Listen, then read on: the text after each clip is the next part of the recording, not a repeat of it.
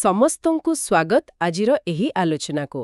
ଆଜି ଆମେ ଜୁଲାଇ 4, 2025ର ରାଶିଫଳ ବିଷୟରେ କଥା ହେବା। ଆମ ପାଖରେ ଗୋଟେ ସୂତ୍ର ଅଛି, ଜୁଲାଇ 4 ରାଶିଫଳ ଭାଗ୍ୟର ପୂର୍ବାନୁମାନରୁ କିଛି ଅଂଶ, ଯୋଉଥିରେ 12ଟି ରାଶି ପାଇଁ କ୍ୟାରିୟର, ସ୍ୱାସ୍ଥ୍ୟ, ପ୍ରେମ, ଅର୍ଥ ଏସବୁ ବିଷୟରେ କିଛି ପୂର୍ବାନୁମାନ ଅଛି। ହଁ, ତ ଆଜି ଆମେ ଚେଷ୍ଟା କରିବା ଏହି ସୂତ୍ର ଭିତରୁ କିଛି ମୁଖ୍ୟ କଥା ବାହାର କରିବାକୁ ଆଉ ଦେଖିବା କିଛି ଅଲଗା କଥା ବି ଅଛି କି। ସୂତ୍ରରେ ଲେଖା ଅଛି ଯେ ଗ୍ରହମାନଙ୍କର ସ୍ଥିତି ମାନେ ଚନ୍ଦ୍ର, ବୃହସ୍ପତି, ଶନି ଏମାନଙ୍କର ଅବସ୍ଥିତିକୁ ନେଇ ଏସବୁ କୁହାଯାଇଛି, ଆଜ୍ଞା। ଯାହା କିଛି ଲୋକଙ୍କ ପାଇଁ ବଡ଼ ପରିବର୍ତ୍ତନ ଆଣିପାରେ। କାହାକୁ ହଠାତ୍ ଲାଭ ମିଳିପାରେ, ପୁଣି କାହା ସମ୍ପର୍କରେ ସତର୍କ ରହିବାକୁ ପଡ଼ିପାରେ। ତ ଚାଲନ୍ତୁ ଟିକେ ଭିତରକୁ ଯିବା। ହଁ, କିନ୍ତୁ ଆରମ୍ଭରୁ ଗୋଟେ କଥା ସ୍ପଷ୍ଟ କରିବା ଭଲ।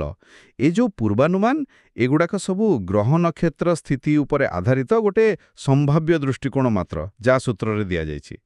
ଏଗୁଡ଼ାକୁ ଏକଦମ ନିଶ୍ଚିତ ଭବିଷ୍ୟବାଣୀ ବୋଲି ଧରିନେବା ଠିକ୍ ନୁହେଁ। ନିଶ୍ଚୟ ନିଶ୍ଚୟ, ସେଇଟା ଗୁରୁତ୍ୱପୂର୍ଣ୍ଣ। ତେବେ ଆସନ୍ତୁ ଆଗ କ୍ୟାରିୟର କଥା ଦେଖିବା।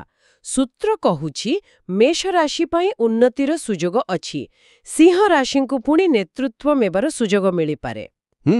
କିନ୍ତୁ ଗୋଟେ କଥା, ମେଷ ରାଶିଙ୍କ ପାଇଁ ଉନ୍ନତି କଥା ଅଛି, ଆଉ ପୁଣି ଆର୍ଥିକ କ୍ଷେତ୍ରରେ ଲେଖା ଅଛି ଖର୍ଚ୍ଚରୁ ବଞ୍ଚିବାକୁ।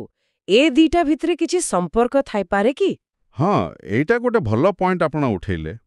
ଦେଖନ୍ତୁ, ସୂତ୍ରରେ ସିଧା ତ କିଛି କୁହାଯାଇନି, କିନ୍ତୁ ଏମିତି ହେଇପାରେ ଯେ ବୃତ୍ତିଗତ କିଛି ନୂଆ ସୁଯୋଗ ଆସିଲେ ହୁଏତ ଆରମ୍ଭରେ କିଛି ଦାୟିତ୍ୱ ବା ପରିବର୍ତ୍ତନ ପାଇଁ କିଛି ଖର୍ଚ୍ଚ ହେଇପାରେ, ସମ୍ଭବ। ଅନ୍ୟପଟେ ବୃଷ ଆଉ କର୍କଟ ରାଶିଙ୍କ କଥା ଦେଖନ୍ତୁ, ସେମାନଙ୍କ କଠିନ ପରିଶ୍ରମର ଫଳ ମିଳିବ ବୋଲି କୁହାଯାଇଛି। ମାନେ ଚେଷ୍ଟାଟା ବହୁତ ଜରୁରୀ। ହଁ, ଠିକ୍। ତେବେ କ୍ୟାରିୟର ପରେ ଟଙ୍କା ପଇସା କଥା ଆସିବା। ଏଠି ସୂତ୍ର କ'ଣ କହୁଛି ଟିକେ ମିଶାମିଶି ଲାଗୁଛି ମତେ। ହଁ, ସେଇଆ। କିଛି ରାଶି ପାଇଁ ଲାଭ ଅଛି, ଯେମିତି ମିଥୁନ, ଧନୁ, କିନ୍ତୁ ବହୁତ ରାଶିଙ୍କୁ ତୁଳା, ବିଛା, ମକର, କୁମ୍ଭ ଏମାନଙ୍କୁ ଅଯଥା ଖର୍ଚ୍ଚ ଆଉ ନିବେଶରେ ସାବଧାନ ରହିବାକୁ ପରାମର୍ଶ ଦିଆଯାଇଛି। ତେବେ ଏହାର ମାନେ କ'ଣ ଯେ ସାଧାରଣ ଭାବେ ଆର୍ଥିକ ସ୍ଥିତି ଟିକେ ସମ୍ବେଦନଶୀଳ ରହିପାରେ? ସୂତ୍ର ସେମିତି କିଛି କହୁଛି କି? ଆଜ୍ଞା, ବୋଧହୁଏ ସେଇଆ। ସୂତ୍ରରୁ ତ ଏମିତି ହିଁ ଲାଗୁଛି ଯେ ପଇସାପତ୍ର ମାମଲାରେ ଟିକେ ସତର୍କ ହେଇ ନିଷ୍ପତ୍ତି ନେବା ଦରକାର। ବିଶେଷ କରି ଦେଖନ୍ତୁ, ବିଛା ରାଶି ପାଇଁ ସିଧା ଲେଖା ଅଛି ନିବେଶରେ ସାବଧାନ। ଏଇଟା ହୁଏତ ଏମିତି ବି ହେଇପାରେ ଯେ ଗ୍ରହସ୍ଥିତି ଶୀଘ୍ର ଲାଭ ବଦଳରେ ଟିକେ ଲମ୍ବା ସମୟର ଯୋଜନାକୁ ବେଶୀ ଗୁରୁତ୍ୱ ଦେଉଛି। ବୁଝିଲି। ଆଚ୍ଛା, ଆଉ ପରିବାର ଆଉ ପ୍ରେମ ଜୀବନ ସେ ବିଷୟରେ କ'ଣ କୁହାଯାଇଛି? ଏଠି ବି ମୋତେ ଟିକେ ଦ୍ୱନ୍ଦ୍ୱ ଲାଗୁଛି। ମେଷ, ବୃଷ, କର୍କଟ ଏମାନଙ୍କ ପାଇଁ ପରିବାର ସହ ଭଲ ସମୟ କଟିବ କୁହାଯାଇଛି। କିନ୍ତୁ ଅନ୍ୟପଟେ ସିଂହ ରାଶିଙ୍କୁ ବିବାଦରୁ ଦୂରେଇ ରହିବାକୁ, କନ୍ୟା ରାଶିଙ୍କୁ ସନ୍ଦେହ ନ କରିବାକୁ ଆଉ ଧନୁ ରାଶିଙ୍କୁ ଅହଙ୍କାରରୁ ଦୂରେଇ ରହିବାକୁ ପରାମର୍ଶ। ଏ ଯୋଉ ସତର୍କ ବାଣୀ ସବୁ ଅଛି, ଏଗୁଡ଼ା କ'ଣ କହୁଛି? ମାନେ ଗ୍ରହସ୍ଥିତି ଯୋଗୁଁ କିଛି ଭୁଲ ବୁଝାମଣା ବଢ଼ିପାରେ କି? ସୂତ୍ରରେ ସେମିତି କିଛି ଅଛି? ହଁ, ସମ୍ଭବ। ଜ୍ୟୋତିଷ ଶାସ୍ତ୍ରରେ କେତେକ ଗ୍ରହ ସ୍ଥିତିକୁ ଯୋଗାଯୋଗରେ ବାଧା ବା ମାନସିକ ଅସ୍ଥିରତାର କାରଣ ବୋଲି କୁହାଯାଏ। ତ ସୂତ୍ରରେ ଦିଆଯାଇଥିବା ଏହି ପରାମର୍ଶଗୁଡ଼ିକୁ ବୋଧହୁଏ ସେହି ଦିଗକୁ ଇସାରା କରୁଛି ଯେ ସମ୍ପର୍କରେ ଟିକେ ସ୍ପଷ୍ଟତା ଆଉ ଧୈର୍ଯ୍ୟ ରଖିବା ଜରୁରୀ ହେଇପାରେ ଏହି ଦିନ। ଆଉ ଶେଷରେ ସେଇ ପ୍ରତିକାର ଆଉ ଶୁଭରଙ୍ଗ ସଂଖ୍ୟା କଥା। ପ୍ରତ୍ୟେକ ରାଶି ପାଇଁ କିଛି ନା କିଛି ଲେଖା ଅଛି। ଯେମିତି ମେଷ ରାଶି ପାଇଁ ଭଗବାନ ବିଷ୍ଣୁଙ୍କୁ କ୍ଷୀରି ଅର୍ପଣ କରିବାକୁ କୁହାଯାଇଛି। ଏହା ଟିକେ ଅଲଗା ଲାଗୁଛି। ଏହା ପଛରେ କିଛି କାରଣ ସୂତ୍ରରେ ଦିଆଯାଇଛି କି? ନା, ସୂତ୍ରରେ ଏହାର କାରଣ ତ ସେମିତି କିଛି ବିଶେଷ ଭାବେ ଲେଖା ନାହିଁ।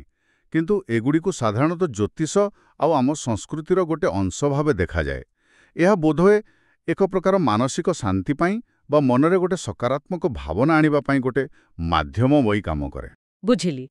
ତେବେ ଯଦି ଆମେ ଏସବୁକୁ ମିଶେଇ ଦେଖିବା, ଏ ସୂତ୍ର ଅନୁସାରେ ଜୁଲାଇ 4 ତାରିଖ ଦିନଟା ଅନେକଙ୍କ ପାଇଁ କିଛି ନୂଆ ସମ୍ଭାବନା ଆଉ ପରିବର୍ତ୍ତନ ଆଣିପାରେ। କିନ୍ତୁ ସେଥିପାଇଁ ନିଜର ଚେଷ୍ଟା ଆଉ ଟିକେ ସାବଧାନ ହିଁ ନିଷ୍ପତ୍ତି ନେବା ଜରୁରୀ ମନେ ହେଉଛି। କର୍ମକ୍ଷେତ୍ରରେ ସୁଯୋଗ ଥାଇପାରେ, କିନ୍ତୁ ଟଙ୍କା ପଇସା ଆଉ ସମ୍ପର୍କ କ୍ଷେତ୍ରରେ ଟିକେ ସତର୍କ ରହିବାକୁ ପଡ଼ିବ। ଆଜ୍ଞା, ଠିକ୍ କହିଲେ। ଏ ପୂର୍ବାନୁମାନଗୁଡ଼ିକ ଗୋଟେ ସମ୍ଭାବ୍ୟ ଦିଗ ନିଶ୍ଚୟ ଦେଖାଉଛି, କିନ୍ତୁ ଦିନଟା ଶେଷରେ କେମିତି ଯିବ ସେଇଟା ତ ବ୍ୟକ୍ତିଗତ କର୍ମ, ନିଷ୍ପତ୍ତି ଆଉ ଅନ୍ୟାନ୍ୟ ବାହ୍ୟ ପରିସ୍ଥିତି ଉପରେ ହିଁ ନିର୍ଭର କରିବ। ଏଠି ଗୋଟେ କଥା ମନକୁ ଆସୁଛି, ଏଇ ଯୋଉ ଦୈନିକ ରାଶିଫଳ ବା ମାର୍ଗଦର୍ଶନ, ଲୋକମାନେ ଏହାକୁ ନିଜ ଦୈନନ୍ଦିନ ଜୀବନରେ କେତେ ଗଭୀର ଭାବେ ନିଅନ୍ତି ଆଉ ଏହା ସେମାନଙ୍କ ନିଷ୍ପତ୍ତିକୁ କେତେ ପ୍ରଭାବିତ କରେ? ହଁ, ନିଶ୍ଚିତ ଭାବେ ଏକ ଚିନ୍ତା କରିବାର କଥା। ବହୁତ ଭଲ ଲାଗିଲା ଆଜିର ଏହି ଆଲୋଚନା। ସାମିଲ ହୋଇଥିବାରୁ ଧନ୍ୟବାଦ। ଧନ୍ୟବାଦ।